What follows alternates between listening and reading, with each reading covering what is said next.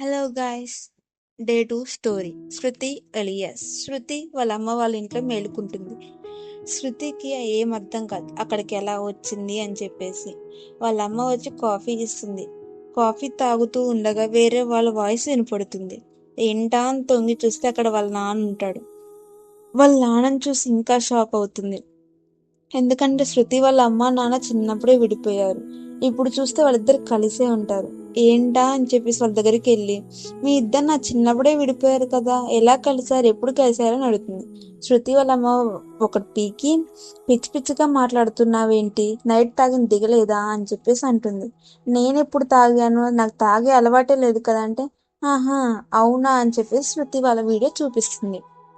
శృతి అందులో తాగుతూ ఉంటుంది. అది చూసి శృతి కూడా షాక్ అవుతుంది. ఇంట్లోకి వెళ్ళేసి ఫొటోస్ చూసిద్ది. అన్నింట్లో శృతినే ఉంటుంది. కానీ అది శృతికి కాదు. ఆ శృతికి తప్పించి వేరే వాళ్ళకి అర్థం కాదు. సరే అని చెప్పేసి అలా ఆలోచిస్తుండగా వాళ్ళ అమ్మ ఆఫీస్కి రెడీ అవ్వు ఉంటుంది. సరే అని చెప్పేసి శృతి రెడీ అయ్యిద్ది.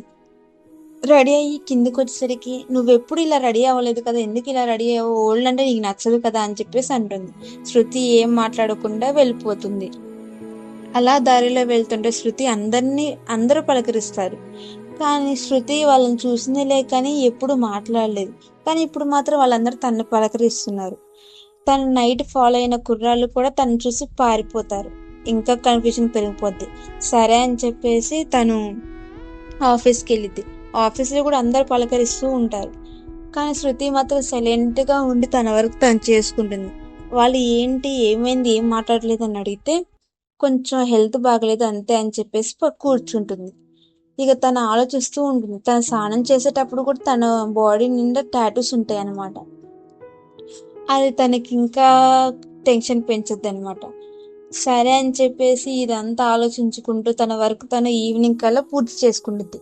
ఇదంతా చూసి బాస్ కూడా షాక్ అవుతాడు అనమాట. ఎప్పుడు తను అలా పూర్తి చేయలేదు. అందుకని చెప్పేసి బాస్ కూడా షాక్ అవుతాడు.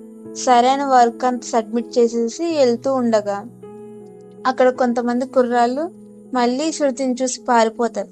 శృతి వాళ్ళని ఒకరిని పట్టుకొని, మీలో ఇంకొకడు ఉండాలి కదా, ఎక్కడా అతను అని చెప్పేసి అడుగుతుంది. అతను నిన్న నైట్ నుంచి కనిపించట్లేదు, ఎక్కడికి వెళ్ళాడో తెలియదు అని చెప్పేసి అంటుంది. అవునా అని చెప్పేసి అనుకుంటుంటే అతను, శృతి నన్ను ఏం చేయకు ప్లీజ్, నన్ను కొట్టకు అని చెప్పి బతిలాడతాడు. తనకు షాక్ అయ్యి ఎమ్మర్లో చేయి తీసేస్తుంది. ఏంటి ఇలా జరుగుతుందని చెప్పేసి ఆలోచిస్తూ ఉండగా వర్షం పడుతుంది. వర్షం పడుతుంటే తనకి ఏం చేద్దాం ఒక టీ షాప్ దగ్గరికి వెళ్తుంది.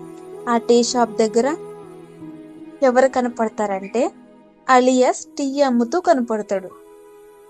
డే 3 స్టోరీలో మనం నెక్స్ట్ పార్ట్ కలుసుకుందాం. Bye bye.